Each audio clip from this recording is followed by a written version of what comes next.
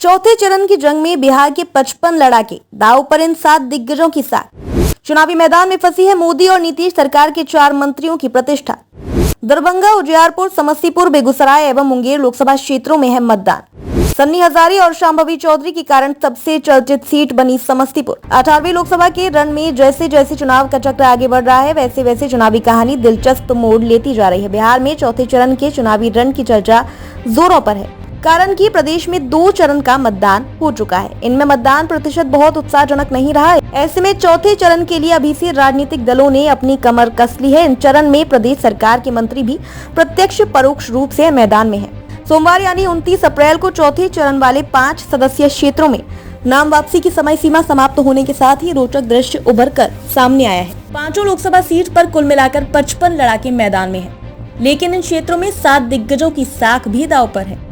इसमें बेगूसराय से केंद्रीय मंत्री गिरिराज सिंह, उजियारपुर से नित्यानंद राय के अलावा जदयू के पूर्व राष्ट्रीय अध्यक्ष राजीव रंजन उर्फ ललन सिंह के साथ ही चुनाव नहीं लड़ने के बावजूद नीतीश सरकार में ग्रामीण कार्य मंत्री अशोक चौधरी और सूचना एवं जनसंपर्क मंत्री महेश्वरी हजारी की प्रतिष्ठा फंसी है।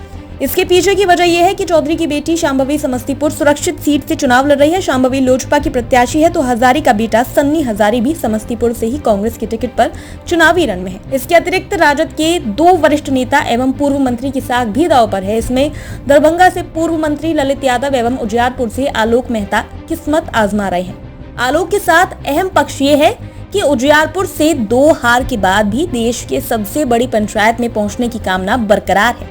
इसी उम्मीद से आलोक तीसरी बार जमात के वोट के बल पर उजियारपुर से मैदान में पसीना बहा रहे हैं। 5 लोकसभा क्षेत्रों में कुल 55 प्रत्याशी चुनावी मैदान में है। इसमें दरभंगा लोकसभा क्षेत्र में 8, उजियारपुर में 13, समस्तीपुर संसदीय से 12, बेगूसराय में 10 एवं मुंगेर से 12 प्रत्याशी मैदान में ताल ठोक रहे हैं। इसमें सबसे कम प्रत्याशी दरभंगा में है। बिहार में समस्तीपुर अभी तक 1975 में पूर्व रेल मंत्री एल.एन. मिश्रा की हत्या एवं 1990 की प्रसिद्ध राम मंदिर रथ यात्रा के दौरान लालकृष्ण आडवाणी की गिरफ्तारी के लिए सुर्खियों में रहा है।